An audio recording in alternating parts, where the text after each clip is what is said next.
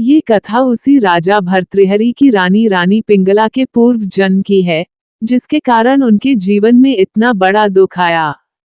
बहुत समय पहले एक छोटे से गांव में एक गरीब ब्राह्मण की बेटी रहती थी। उसका नाम था माधवी। वह अत्यंत सुंदर थी, पर उसके मन में धन और ऐश्वर्य पाने की तीव्र इच्छा थी।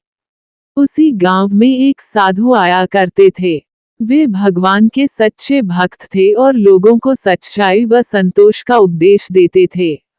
साधु माधवी से कहा करते, बेटी, जीवन में धन से अधिक महत्वपूर्ण है सच्चा प्रेम और सच्चा धर्म। पर माधवी के मन में वैभव पाने की आग थी। उसने एक धनी युवक से विवाह कर लिया, पर कुछ समय बाद उसे एक और अधिक धनी व्यक्ति का आकर्षण होने लगा।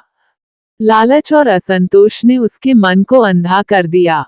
उसने अपने पति का विश्वास तोड़ा और उसे छोड़कर दूसरे व्यक्ति के साथ चली गई। उसके इस कर्म से उसके पति का हृदय टूट गया और वह दुख में संसार त्याग कर सन्यासी बन गया। समय बीता, माधवी की मृत्यु हुई। मृत्यु के बाद यमलोक में उसके कर्मों का लेखा जोखा हुआ।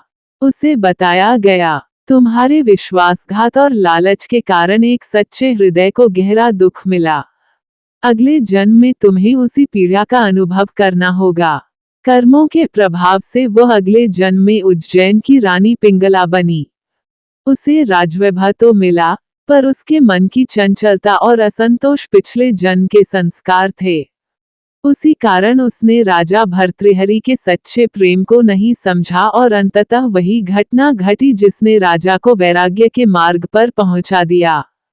कहते हैं, जब राजा भर्तृहरि ने राजपाट त्याग दिया, तब रानी पिंगला को अपने कर्मों का बोध हुआ। उसे समझ आया कि यह सब उसके ही कर्मों का फल है। वह जीवन भर पश्चाताप की अग्नि में जलती रही।